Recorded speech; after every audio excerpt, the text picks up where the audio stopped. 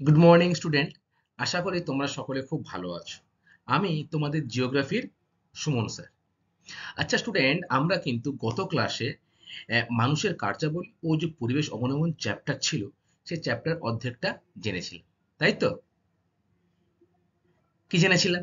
জেনেছিলাম হোমিওস্ট্যাটিক ব্যবস্থা কাকে বলে, পরিবেশের অবনমন বলতে কি বোঝো, পরিবেশ দূষণ আর পরিবেশের যে অবনমন সেটা এক কিনা, এবং এই যে পরিবেশ অবনমন ঘটছে তার যে মনুষ্য সৃষ্ট কারণ এবং প্রাকৃতিক কারণ সেই সম্পর্কে কিন্তু আমরা বিস্তারিত জেনেছিলাম, তাই না? আচ্ছা, আর কেউ আমাকে বলো তো যে হোমিওস্ট্যাটিক ব্যবস্থা কাকে বলে? Very good.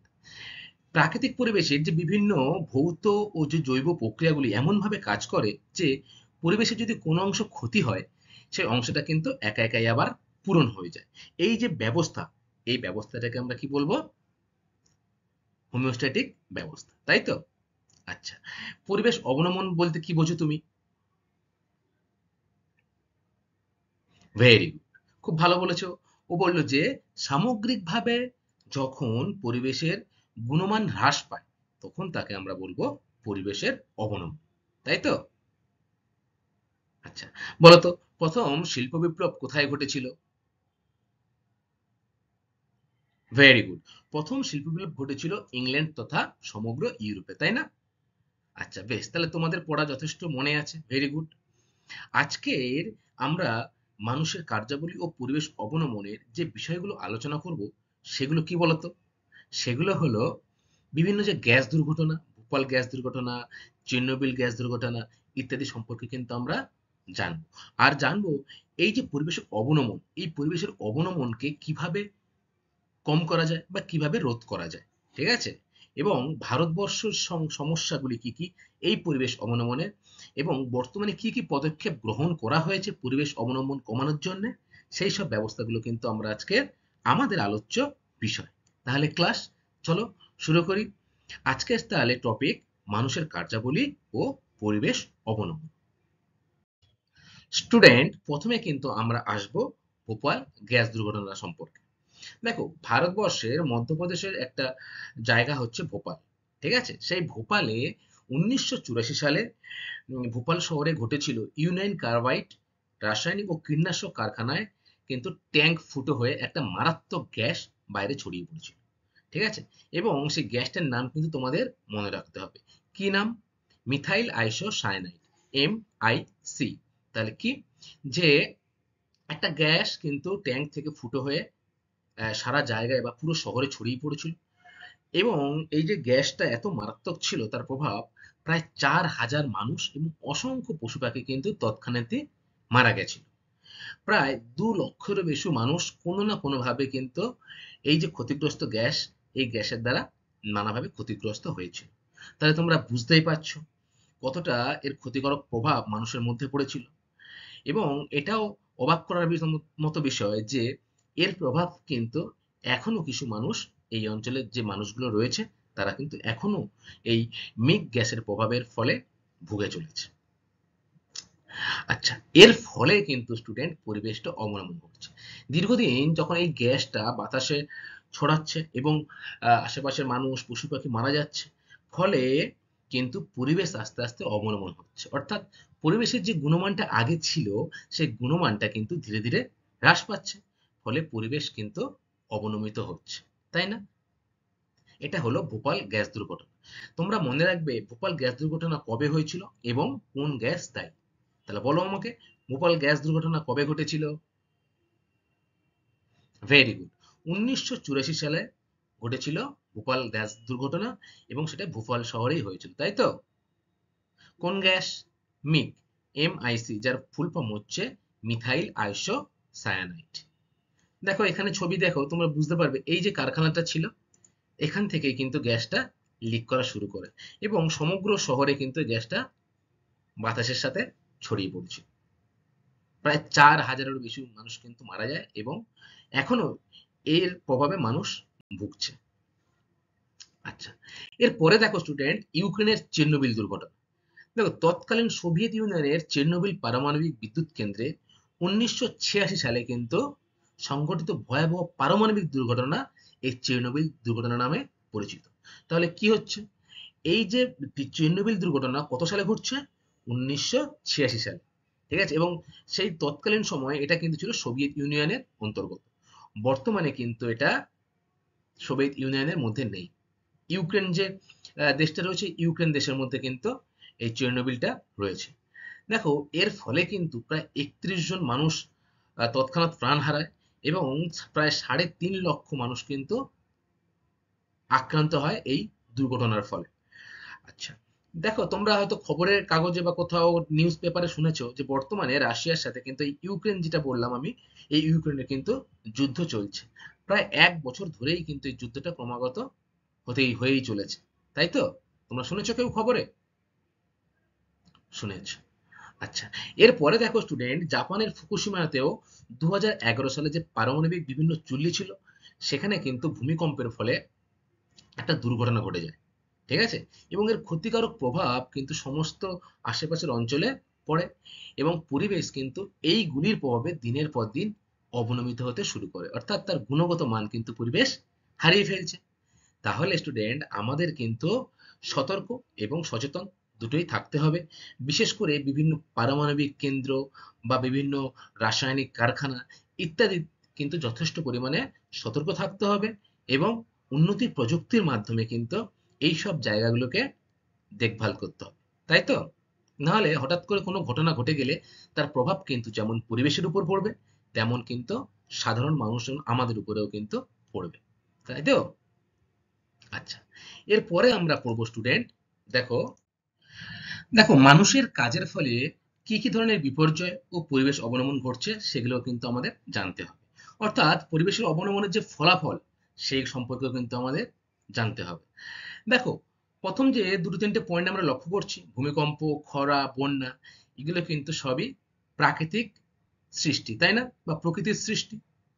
কিন্তু বর্তমানে মানুষের বিভিন্ন কাজকর্মের ফলে বা বিভিন্ন পরিবেশগত দূষিত করার ফলে কিন্তু এই ভূমিকম্প, খরা, বন্যা ইত্যাদি কিন্তু এখন মনুষ্য সৃষ্ট কারণের মধ্যেও ধরা হয়ে থাকে, ঠিক আছে।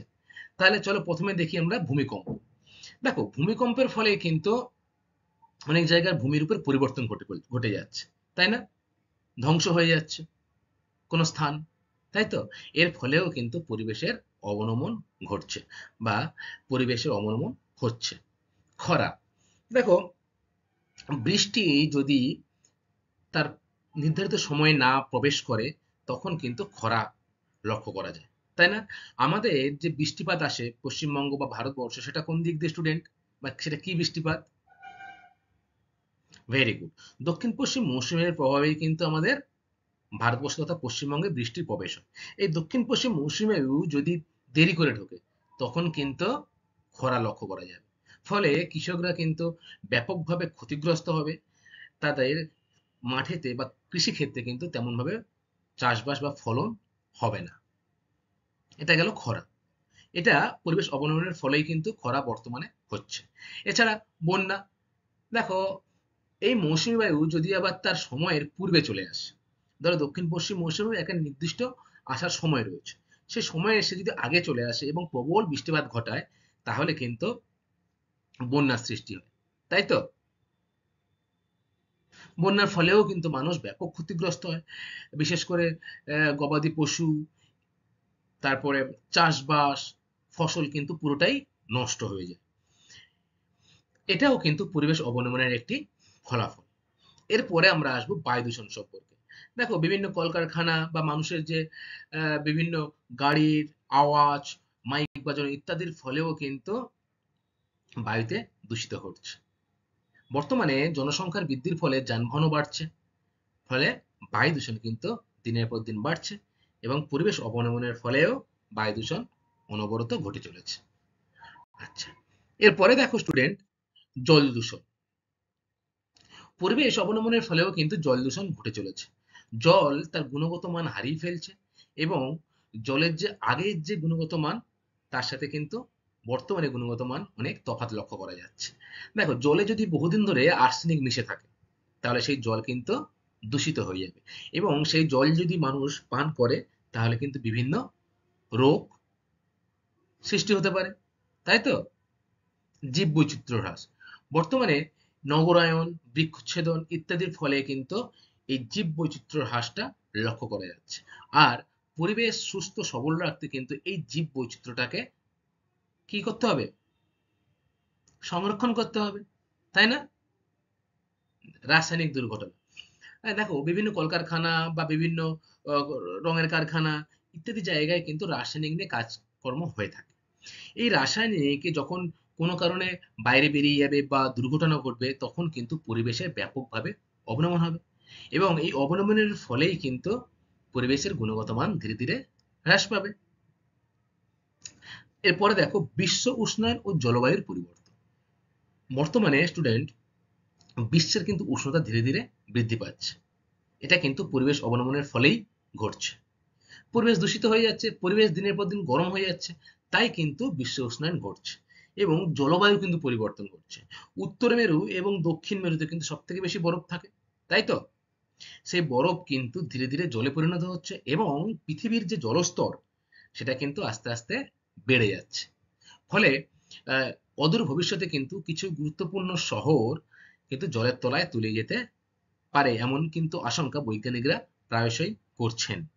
তাহলে আমরা কি জানলাম? যে বিশ্ব উষ্ণায়ন এবং জলবায়ুগত পরিবর্তন কিন্তু এই আহ, পরিবেশের অবনমনের ফলে ঘটে চলেছে। এরপরে আমরা কি দেখব? প্রাকৃতিক সম্পদের হ্রাস। দেখো, প্রাকৃতিক সম্পদকে কিন্তু আমাদের কি করতে হবে? সংরক্ষণ করতে হবে, কারণ এটি কিন্তু অফুরন্ত নয়।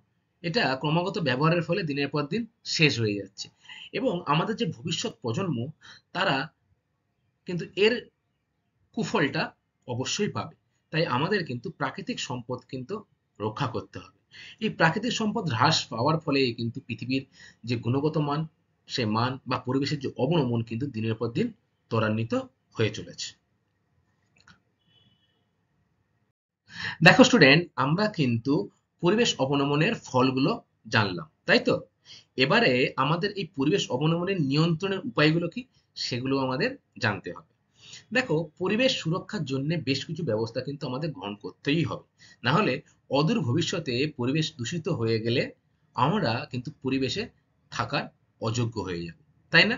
তাহলে এখন থেকেই কিন্তু আমাদের পরিবেশ সম্পর্কে সচেতন হতে হবে, এবং পরিবেশ যাতে সংরক্ষণ করা যায় বা পরিবেশ যাতে দূষিত না হয়, সেই দিকটা কিন্তু আমাদের নিজেদেরই লক্ষ্য রাখতে হবে, তাই তো? তাহলে চলো দেখে নেই কি কি ব্যবস্থা গ্রহণ করা যেতে পারে। দেখো, প্রথমে দেখো, পরিবেশ অবনমনের অন্যতম কারণ কি আমরা জানলাম? যে শিক্ষার অভাব ও দারিদ্র্য, তাই না?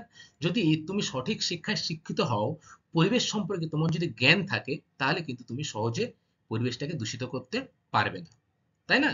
তোমার শিক্ষা তোমাকে আটকাবে যে না, পরিবেশকে দূষিত করলে উল্টো দিকে আমারই ক্ষতি হচ্ছে, তাই তো?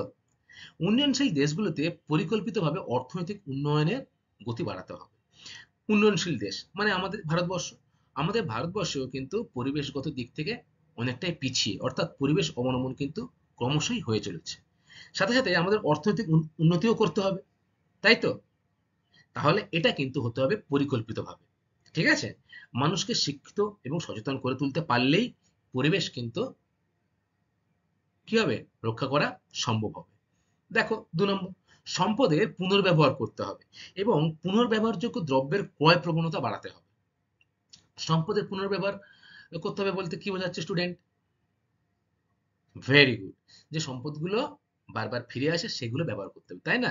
যেমন সৌরশক্তি, জলবিদ্যুৎ শক্তি, তাই তো?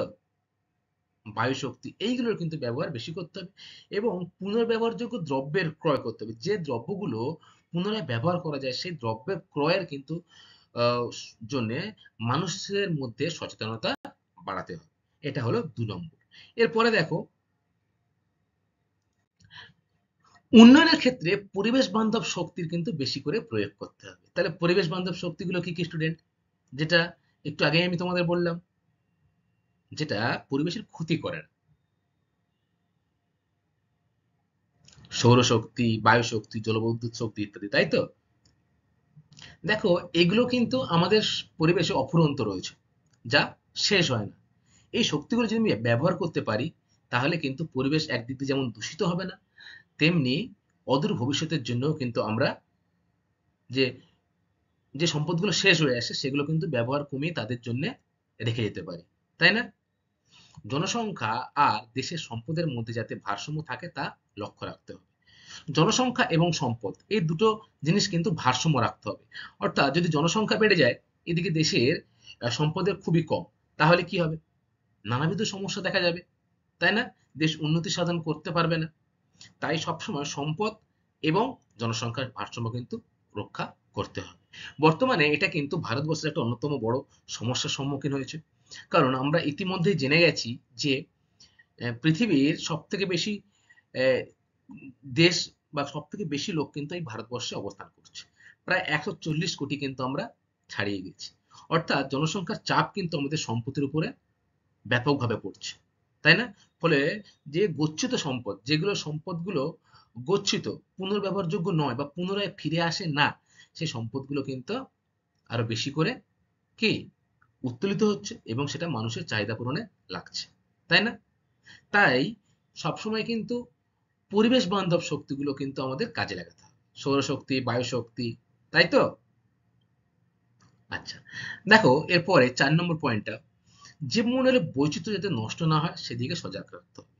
বিভিন্ন প্রাণী উদ্ভিদকে তার নিজস্ব পরিবেশে বাঁচার জন্য মানুষকেই সুযোগ করে দিতে হবে। অর্থাৎ আমাদের কিন্তু এটা দায়িত্ব যে পরিবেশের মধ্যে সমস্ত প্রাণী বা উদ্ভিদ কিন্তু একসাথে থাকবো, তার দায়িত্বটা কিন্তু আমাদের নিতে হবে। তোমরা অনেকে হয়তো খবর শুনেছো বা খবর দেখেছো, জল্লাপাড়ায় অভয়ারণ্যে একটা হাতির মৃত্যু শুনেছো। আবার শুনেছো যে সুন্দরবনের জঙ্গলে হরিণ বা বাঘের মৃত্যু। এগুলো কিন্তু চোরা শিকাররা করে থাকে। এইগুলো কিন্তু পরিবেশের উপরে বিরূপ প্রতিক্রিয়া সৃষ্টি করে, বা একটা প্রাণী বা একটা প্রাণী জগৎ কিন্তু আস্তে আস্তে এর ফলে বিলুপ্ত হয়ে যায়, তাই না? সেইগুলো কিন্তু আমাদের আটকাতে হবে এবং পরিবেশে যাতে সমস্ত রকমের জীব বা উদ্ভিদ একসাথে বসবাস করতে পারে সেই দায়িত্বও কিন্তু আমাদের গ্রহণ করতে হবে। এর ফলেই কিন্তু পরিবেশটা দিনের পর দিন আরো কি হবে, সুরক্ষিত হবে, তাই না? দেখো পরিবেশ বান্ধব যে কাজগুলি, বায়ুশক্তি, সৌরশক্তির মাধ্যমে, সোলারের ব্যবস্থার মাধ্যমে, তাই না? আচ্ছা, এরপরে দেখো স্টুডেন্ট, ৫ নম্বর যে উপায়টা, সরকারি পরিকল্পনা গ্রহণ করতে হবে এবং পরিবেশগত তার প্রভাব চিহ্নিত করতে হবে। অর্থাৎ যদি কোনো আমি উন্নয়ন করি, অর্থাৎ রাস্তাঘাট করি বা নগর পরিকল্পনা করি বা শিল্প কারখানা করি, সেটা যাতে পরিবেশকে ক্ষতি না করে সেই নজরটা কিন্তু সরকারকে লক্ষ্য রাখতে হবে। অর্থাৎ পরিবেশ যাতে কোনোভাবে এই সমস্ত উন্নয়নশীল প্রক্রিয়ার দ্বারা দূষিত না হয় সেটা কিন্তু সরকারকে নজর রাখতে হবে এবং এর জন্য সরকারকে কিন্তু কঠোর আইনও প্রণয়ন করতে হবে। আচ্ছা, এরপরে দেখো সর্বোপরি দেশের সরকারকে পরিবেশ বিষয়ে গুরুত্ব দিতে হবে। যেমন তোমাদের পাঠ্য বিষয়ে পরিবেশ রয়েছে, তেমনই কিন্তু সাধারণ মানুষকেও কিন্তু পরিবেশ সম্পর্কে সজাগ করতে হবে এবং পরিবেশের সুরক্ষার জন্য কিন্তু কঠোর আইন প্রণয়নও করতে হবে সরকারকে। আর তোমরা কি করতে পারো? তোমরা তোমাদের বাড়ির আশেপাশের লোকজনকে বা স্কুলের বিভিন্ন কার্যক্রমের মাধ্যমে, বিভিন্ন নাটিকার মাধ্যমে, বিভিন্ন পথচালিকা নাটিকার মাধ্যমে কিন্তু তোমরা সাধারণ মানুষকে এই পরিবেশ সম্পর্কে সচেতনতা দিতে পারো, তাই না? বোঝাতেই পারো যে ভবিষ্যতে এই পরিবেশের গুরুত্বটা আমাদের জীবনে কতখানি এবং এই পরিবেশকে রক্ষা করা কিন্তু তোমাদেরই দায়িত্ব, তাই তো? তোমরা তাহলে অবশ্যই করবে সেটা। Very good. আর্থ সামিট, দেখো স্টুডেন্ট, পরিবেশ কিন্তু দিনের পর দিন ক্ষতিগ্রস্ত হচ্ছে, তাই তো? তার গুণগত মান কিন্তু হারিয়ে ফেলছে পরিবেশ। দেখো এই যে পরিবেশ ক্ষতিগ্রস্ত হচ্ছে তার রোধে 1992 সালে ব্রাজিলের রিও ডি জেনেরিও শহরে কিন্তু পরিবেশ এবং পরিবেশ উন্নয়ন সম্পর্কে এক সম্মেলনের আয়োজন করা হয়, ঠিক আছে? যা আর্থ সামিট নামে পরিচিত। তাহলে তোমরা এখানে মনে রাখবে যে আর্থ সামিট কবে হয়েছিল এবং কোথায় হয়েছিল। তোমরা কি বলবে? আর্থ সামিট হয়েছিল 1992 সালে এবং কোন শহরে? ব্রাজিলের রিও ডি জেনেরিও শহরে। এর উদ্দেশ্য কি ছিল? উদ্দেশ্য ছিল পরিবেশ এবং তার সাথে সাথে পরিবেশ কিভাবে রক্ষা করা যায়, এছাড়া এই যে জলবায়ুগত বিভিন্ন পরিবর্তন হচ্ছে, এই জলবায়ু পরিবর্তনটা যাতে পরিবেশের সাথে মানুষের ক্ষতি না করে সেই সব বিষয়গুলো কিন্তু এই আর্থ সামিটের উদ্দেশ্য ছিল। দেখো ছবিতে তোমরা United nation conference on environmental and development, এটা কিন্তু হয়েছিল 1992 সালে রিও ডি জেনেরিওতে। 3 থেকে 14 জুনের মধ্যে কিন্তু এই আর্থ সামিট অনুষ্ঠিত হয়েছিল। এতে স্টুডেন্ট প্রায় 178টি দেশ কিন্তু অংশগ্রহণ করেছিল এবং প্রায় 30,000-এরও বেশি মানুষ এই আর্থ সামিটে সামিল হয়েছিলেন এবং তারা প্রতিটা দেশের বিভিন্ন প্রতিনিধি ছিল। তারা তাদের পরিবেশগত কিভাবে আরো উন্নত করা যায় বা পরিবেশ দূষণ কিভাবে রক্ষা করা যায় সেই সম্পর্কে কিন্তু তারা আলোচনা বা প্রস্তাব দিয়েছিলেন বা বিভিন্ন সরকারি পদক্ষেপ গ্রহণ করার কথাও তারা বলেছিলেন। এরপরে দেখো স্থিতিশীল উন্নয়ন কি, খুবই ইম্পর্টেন্ট একটা বিষয় স্থিতিশীল উন্নয়ন। দেখো স্থিতিশীল উন্নয়ন হলো এমন এক ধরনের উন্নয়ন যার মাধ্যমে কি হচ্ছে, বর্তমানে যে প্রাকৃতিক সম্পদ রয়েছে তার সুষ্ঠু ব্যবহার হচ্ছে এবং ভবিষ্যতে মানব সমাজের উন্নয়নের অগ্রগতিও কিন্তু অব্যাহত রাখা হচ্ছে। অর্থাৎ ছোট করে বললে কি হবে, যে স্থিতিশীল উন্নয়ন কি, সম্পদের সুষ্ঠু ব্যবহার এখন আমরা করছি এবং ভবিষ্যতের জন্য সেটাকে বাঁচিয়ে রাখছি, যার ফলে সেটা ভবিষ্যতে অগ্রগতি অব্যাহত থাকে, সেটাকে আমরা কি বলবো, স্থিতিশীল উন্নয়ন। খুব গুরুত্বপূর্ণ একটা বিষয়, তোমরা কিন্তু এর ইংরেজিটাও মনে রাখবে, সাস্টেনেবল ডেভেলপমেন্ট, স্থিতিশীল উন্নয়ন। ঠিক আছে, তাহলে আমরা কি জানলাম, আমরা জানলাম যে আর্থ সামিট এবং স্থিতিশীল উন্নয়ন কি সেই সম্পর্কে। এরপরে স্টুডেন্ট আমরা জানবো ভারতবর্ষ ও পরিবেশ অবলম্বন সম্পর্কে, অর্থাৎ ভারতবর্ষের পরিবেশের অবলম্বনের সমস্যাগুলি কি কি, বা সাম্প্রতিককালে ঘটে যাওয়া ভারতবর্ষের যে বিভিন্ন পরিবেশগত অবলম্বনের ফল বা কি কি ঘটনা ঘটে গেছে সেগুলো সম্পর্কেও কিন্তু আমরা টুকটাক জানব। পরিবেশের অবনমন ও ভারতবর্ষ। দেখো স্টুডেন্ট আমাদের দেশ ভারতবর্ষ কিন্তু একটি দ্রুত উন্নয়নশীল দেশ। আচ্ছা, উন্নয়নশীল দেশ মানে আমরা কিন্তু দ্রুত হারে উন্নতি করে চলেছি, তাই না? আচ্ছা, এই উন্নয়নশীল দেশ আরেকটা দেশ হয় উন্নত দেশ, মানে যারা কিন্তু প্রায় সব দিক দিয়েই উন্নত। আমরা কিন্তু সেই জায়গায় আস্তে আস্তে পৌঁছানোর চেষ্টা করছি। ঠিক আছে, তাহলে উন্নত দেশ কোনগুলো তোমরা জানো? ভারতবর্ষ উন্নয়নশীল দেশ। উন্নত দেশের উদাহরণ, very good, America, England, France, তাই না? এই দেশগুলো কিন্তু উন্নত দেশ। আচ্ছা, দেখো ভারতবর্ষ যেহেতু উন্নয়নশীল দেশ, সেই কারণে দেশের বিভিন্ন প্রান্তে কিন্তু শিল্পায়ন ঘটছে, অর্থাৎ বিভিন্ন কলকারখানা স্থাপন হচ্ছে, রাস্তা নির্মাণ হচ্ছে, নগরায়ন হচ্ছে, সম্পদ আহরণ হচ্ছে, তাই না? এই কাজগুলো কিন্তু ক্রমাগতভাবে হয়ে চলেছে এবং এর সাথে সাথে কিন্তু উন্নয়নের সাথে সাথে পরিবেশের অবনমন ও বিপর্যয় কিন্তু ঘটে চলেছে।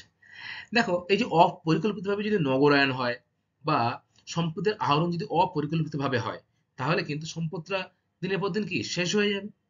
ফলে পরিবেশ কিন্তু তার গুণগত মান হারিয়ে ফেলছে এবং ধীরে ধীরে বিপর্যয়ের পথে কিন্তু আমরা এগিয়ে চলেছি।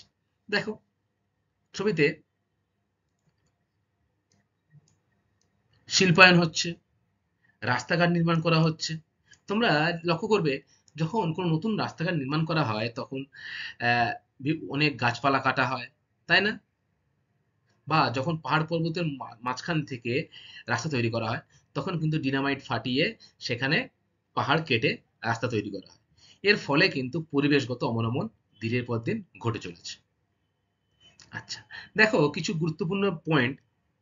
প্রথমেই আমরা আসবো সাম্প্রতিক ওয়ার্ল্ড ব্যাংকের একটি রিপোর্ট অনুসারে পরিবেশ অবনমনের জন্য প্রতি বছর ক্ষতির পরিমাণ হচ্ছে ভারতে কত জানো, $80 বিলিয়ন, অর্থাৎ 4,80,000 কোটি টাকা কিন্তু প্রতি বছর ভারত এই পরিবেশ অবনমনের জন্য কিন্তু খরচ করে চলেছে বা ক্ষতি হচ্ছে। আচ্ছা, এরপরে দেখো পরিবেশের অবনমন বিষয়ে 132টি দেশের একটি সার্ভে রিপোর্ট অনুযায়ী ভারতের স্থান কিন্তু 126তম। তাহলে তোমরা বুঝতেই পারছো আমরা ভারতবর্ষ যেহেতু উন্নয়নশীল দেশ, তাই আমরা উন্নতির চরম শিখরে পৌঁছানোর জন্য পরিবেশ কিভাবে যথেচ্ছভাবে ব্যবহার করছি এবং পরিবেশ কিন্তু আমরা নিজেরাই দূষিত করছি এবং এই দূষিত হওয়ার ফলে পরিবেশ কিন্তু ধীরে ধীরে অবনমনের দিকে ত্বরান্বিত হচ্ছে, তাই তো? দেখো 132 দেশের মধ্যে আমাদের স্থান 126। তাহলে ভাবো কত দূষিত শহর আমাদের রয়েছে আমাদের এই ভারতবর্ষের মধ্যে, তাই না? আর মানুষের উপর বায়ু দূষণের ক্ষতিকর প্রভাব কিন্তু সব থেকে বেশি ভারতবর্ষে। অর্থাৎ ভারতবর্ষে বায়ু কিন্তু সব থেকে বেশি দূষিত। তার কারণ কি জানো? আমরাই। আমরা পরিবেশকে যথেচ্ছভাবে নিজেদের চাহিদার জন্য ব্যবহার করছি, ফলে বায়ু দূষিত হয়ে গেছে।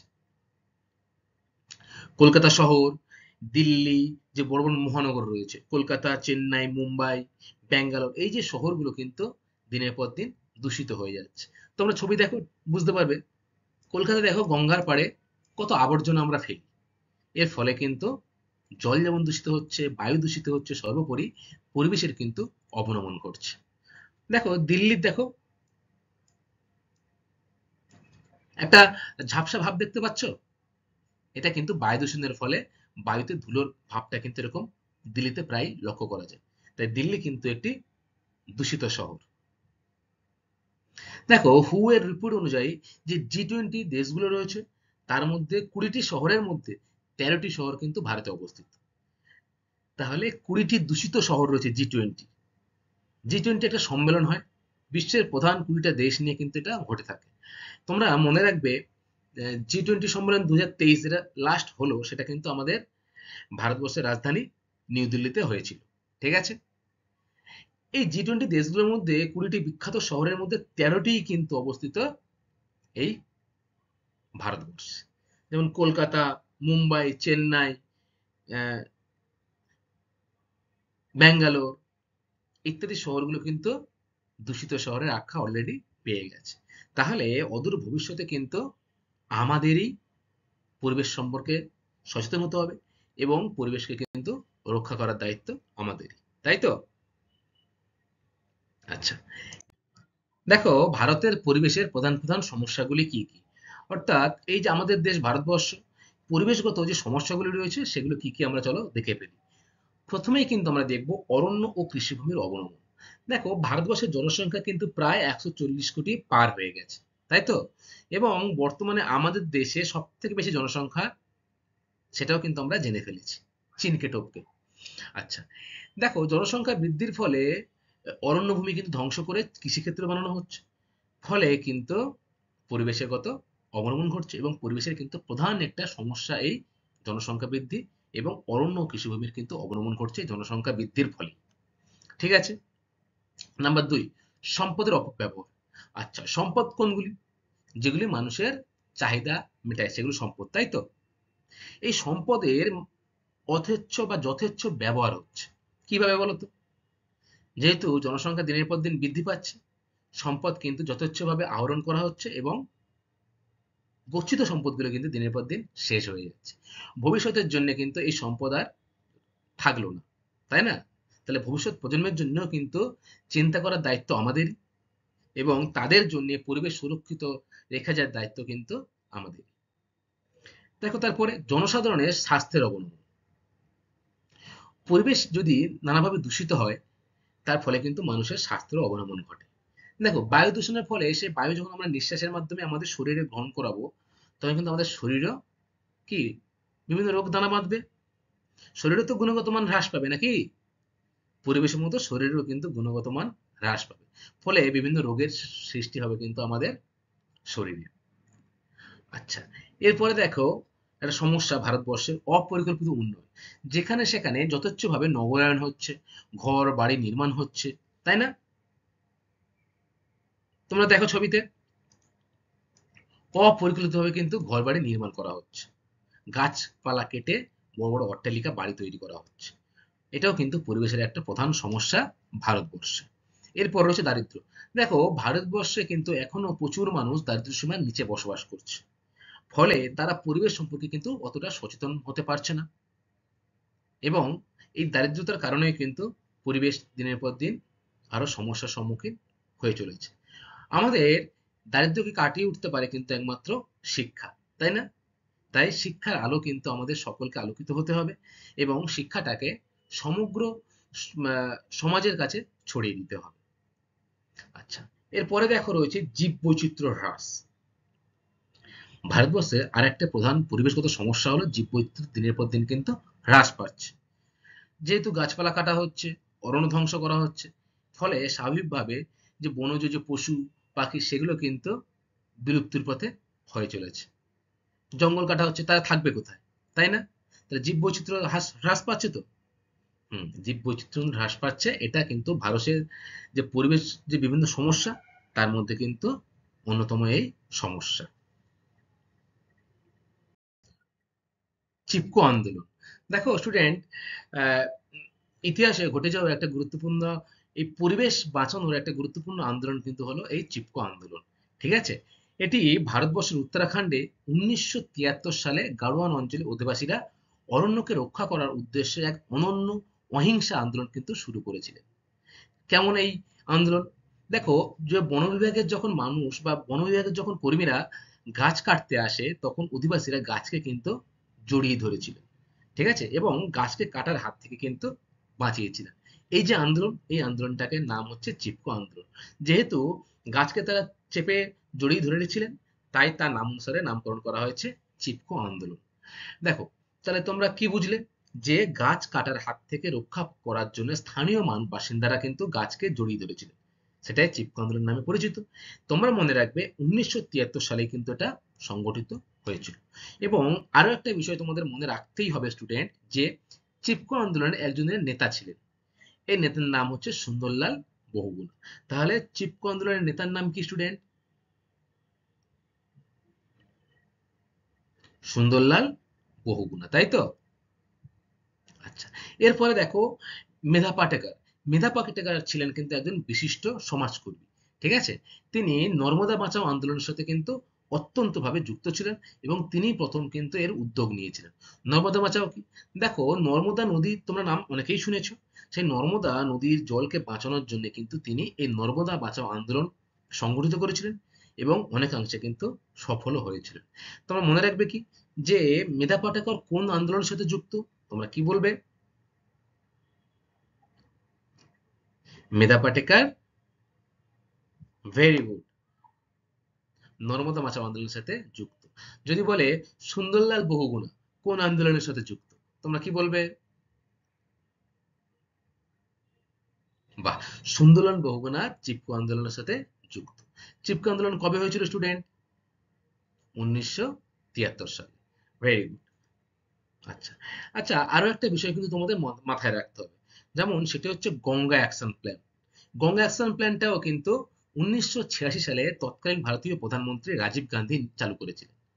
গঙ্গা অ্যাকশন প্ল্যান 1986 সালে চালু করা হয়েছিল, রাজীব গান্ধী করেছিলেন, তৎকালীন ভারতের প্রধানমন্ত্রী। এর উদ্দেশ্য কি ছিল? এর প্রধান এবং একমাত্র উদ্দেশ্য ছিল স্টুডেন্ট, যে গঙ্গার জলকে দূষিত হতে দেওয়া যাবে না। দূষণের হাত থেকে এই পবিত্র যে গঙ্গা রয়েছে, আমরা যাকে মায়ের মতো পুজো করি, গঙ্গা মা বলে ডাকি, সেই গঙ্গার জল কিন্তু দিনের পর দিন দূষিত হয়ে যাচ্ছিল। ঠিক আছে? এই দূষণের হাত থেকে বাঁচানোর জন্যেই কিন্তু গঙ্গা অ্যাকশন প্ল্যান গ্রহণ করা হয়, এবং এর দ্বারা জল দূষণকে রক্ষা করা সম্ভব হয়েছিল। আচ্ছা, তোমরা এই বিষয়টাও কিন্তু মনে রাখবে। পরিবেশ অবনমনের সাম্প্রতিক উদাহরণ। দেখো, পরিবেশ অবনমন দীর্ঘদিন ধরে ধীরে ধরে ধরে দূষিত হওয়ার পর হয়েছে, তাই তো? এবং তার ফল কিন্তু আমরা এখন ভোগ করছি। দুটি উদাহরণের মাধ্যমে তোমাদের সেটা বোঝানোর চেষ্টা করি। দেখো, প্রথম উদাহরণ, সবুজ বিপ্লব। তোমরা অনেকেই নাম শুনেছো সবুজ বিপ্লবের, যেটা 60-এর দশকে বিশেষ করে পাঞ্জাব আর হরিয়ানাতে লক্ষ্য করা গেছে, তাই তো? প্রচুর ফলন ঘটেছিল, বিভিন্ন শাকসবজি, ধান, গম যে চাষ করা হয়, 60-এর দশকে কিন্তু ব্যাপক একটা কৃষিতে পরিবর্তন আসে, চারিদিকে সবুজ হয়ে যায়। তাই এই সময়ে এই যে সাফল্য এসেছিল তাকে বলা হয় সবুজ বিপ্লব। ঠিক আছে? বিশেষ করে গম কিন্তু সব থেকে বেশি উৎপন্ন হয়েছিল। কিন্তু বর্তমানে কিন্তু এই নেতিবাচক ফলশ্রুতিও কিন্তু এখন পরিবেশের অবনমন ঘটাচ্ছে। তখনকে বা তখনকার সময়ে বেশি করে রাসায়নিক সার বা কীটনাশক জমিতে প্রচুর পরিমাণে ব্যবহার করা হয়েছিল। ফলে জমির কিন্তু লবণতা দীর্ঘদিন ধরে উর্বর বা লবণ দীর্ঘদিন ধরে কিন্তু বৃদ্ধি হতে থাকে, এবং মৃত্তিকার কিন্তু উর্বরতা আস্তে আস্তে কমে যেতে থাকে। মাটির লবণতা বেড়ে গেলে কিন্তু মাটির যে উর্বরতা, সেটা কিন্তু কমে যায়। এবং উচ্চ ফলনশীল বীজ এত ব্যবহার করা হয়েছিল, যার ফলে কিন্তু এই যে জিনগত ত্রুটি, সেটা কিন্তু বর্তমানে আরো বেশি করে লক্ষ্য করা যাচ্ছে। তাহলে অদূর মানে আগে আমরা এর লাভটা পেয়েছি, কিন্তু ভবিষ্যতে কিন্তু এর কুফলটাও আমাদের পেতে হবে, তাই তো? সেটাই বর্তমানে হয়ে চলেছে। সবুজ বিপ্লবের তখনকার দিনে মাটি যে উন্নত বা যে আহ, উর্বর ছিল, বর্তমানে কিন্তু তার সেই উর্বরতা মাটি হারিয়ে ফেলেছে। আচ্ছা, দ্বিতীয় উদাহরণটা দেখি আমরা। পূর্ব কলকাতার জলাভূমিতে পরিবেশ যথেষ্ট অবলম্বন বর্তমানে চোখে পড়ছে। দেখো, পূর্ব কলকাতা বলতে এই তোমার কলকাতার পূর্ব দিকটা, অর্থাৎ যাদবপুর বাইপাসের ধারে যে অংশগুলো, সেই কসবা, এই অংশগুলোকে কিন্তু বোঝানো হচ্ছে। ঠিক আছে? সায়েন্স সিটি, এই অঞ্চলগুলোতে একসময় কিন্তু শুধু জলাভূমি ছিল, এবং এই জলাভূমি কিন্তু বুঝিয়ে বর্তমানে কিন্তু বড় বড় বহুতল বাড়ি তৈরি করা হয়েছে। ফলে পরিবেশ অবনমন ত্বরান্বিত হচ্ছে। কিভাবে হচ্ছে? দেখো, বৃক্ষচ্ছেদন এবং চাষের জমি যখন আমি নষ্ট করে বহুতল বাড়ি নির্মাণ করব, তখন কিন্তু পরিবেশের বাস্তুতন্ত্র নষ্ট হয়ে যাবে। গাছপালা কাটা হচ্ছে, জলাভূমি নষ্ট করা হচ্ছে, ফলে কি হবে? বাস্তুতন্ত্র নষ্ট হয়ে যাবে না? এই বাস্তুতন্ত্র কিন্তু দিনের পর দিন নষ্ট হয়ে যাচ্ছে, ফলে পরিবেশ দিনের পর দিন কিন্তু তার যে গুণগত মান, সেই গুণগত মান কিন্তু হারিয়ে ফেলছে। দেখো তোমরা ছবিতে, জলাভূমি নষ্ট করে দেখো শহর গড়ে উঠছে, তাই না? এবং বর্তমানে দেখো পাঞ্জাব প্রদেশে মাটি অনুর্বরের জন্য কিন্তু চাষবাসও তেমন ভালো হচ্ছে না। ঠিক আছে? এছাড়া তোমরা আর একটা জিনিস লক্ষ্য করেছো যে পুরো কলকাতা শহরে যে ময়লা, সেটা কিন্তু ফেলা হয় পূর্ব কলকাতার একটা অংশে, ধাপার মাঠ। তোমরা নাম শুনেছো কেউ ধাপার মাঠ? শুনেছ। সেখানে কিন্তু সমগ্র কলকাতার ময়লা ফেলা হচ্ছে। এই ময়লা ফেলার ফলে সেই অঞ্চলের যে বায়ু, সেই অঞ্চলের যে মাটি, বা সেই অঞ্চলের যে জল, সেই জল মাটি বায়ু তিনটিই কিন্তু দূষিত হয়ে গেছে। ফলে এই অংশের জল মাটি এগুলো কিন্তু ব্যবহারের অযোগ্য হয়ে যাচ্ছে, এবং পরিবেশ যে দূষণ, সেটা দিনের পর দিন আরো কিন্তু ত্বরান্বিত হয়ে চলেছে। ঠিক আছে স্টুডেন্ট, আমরা তাহলে এই পরিবেশ যে অবনমন ও মানুষের কার্যাবলী, আজকে এই ক্লাসে দুটো চ্যাপ্টারের মাধ্যমে আমি তোমাদের শেষ করালাম। ঠিক আছে? এবার কিছু গুরুত্বপূর্ণ প্রশ্ন আমি তোমাদের জন্য তৈরি করেছি, যেগুলো কিন্তু পরীক্ষার জন্য খুবই গুরুত্বপূর্ণ। চলো সেগুলো একটু আমরা দেখে নিই। কয়েকটি গুরুত্বপূর্ণ প্রশ্ন, পরীক্ষার জন্য খুবই ইম্পর্টেন্ট এগুলো, তাই তোমরা কিন্তু খাতায় এগুলো নোট ডাউনও করে রাখতে পারো। ঠিক আছে? প্রথম প্রশ্ন দেখো, আর্থ সামিট কবে এবং কোথায় হয়েছিল? খুবই গুরুত্বপূর্ণ প্রশ্ন। আর্থ সামিট হয়েছিল কিন্তু 1992 সালে। কোথায় হয়েছিল? ভেরি গুড, ব্রাজিলের রিও ডি জেনেরিওতে। আচ্ছা, কিসের উদ্দেশ্য হয়েছিল? পরিবেশ ও জলবায়ু রক্ষার উদ্দেশ্যে কিন্তু এই সম্মেলনটা হয়েছিল, তাই তো? আচ্ছা, নাম্বার 2, ভোপালের গ্যাস দুর্ঘটনা কবে এবং কোন গ্যাসের দ্বারা হয়েছিল? বলো। ভেরি গুড, 1984 সালে ভোপাল গ্যাস দুর্ঘটনা ঘটেছিল। এবং কোন গ্যাস দায়ী? মিক। আচ্ছা, মিকের ফুল ফর্ম কি? এমআইসি,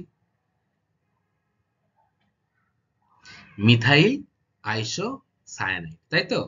এই গ্যাস দুর্ঘটনার ফলে কিন্তু স্টুডেন্ট প্রায় 4,000 মানুষ মারা গেছিল, এবং অসংখ্য মানুষ কিন্তু ক্ষতির সম্মুখীন হয়েছিল। ঠিক আছে? আচ্ছা, নাম্বার 3 দেখো, ইউক্রেনের চেরনোবিল দুর্ঘটনা কবে ঘটেছিল? ইউক্রেনের চেরনোবিল দুর্ঘটনা ঘটেছিল 1986 সালে। পারমাণবিক কেন্দ্রে কিন্তু একটি বিস্ফোরণ ঘটেছিল, যার ফলে অসংখ্য মানুষ কিন্তু মারা গেছিল, এবং প্রায় 2.5 লক্ষ মানুষ কিন্তু এর দ্বারা ক্ষতিগ্রস্ত হয়েছিল। 4 নম্বর প্রশ্ন দেখো, চিপকো আন্দোলনের নেতার নাম কি? আগে বলো তো, চিপকো আন্দোলনটা কি? ভেরি গুড, গাছ জড়িয়ে ধরেছিল, তাই তো? কেন?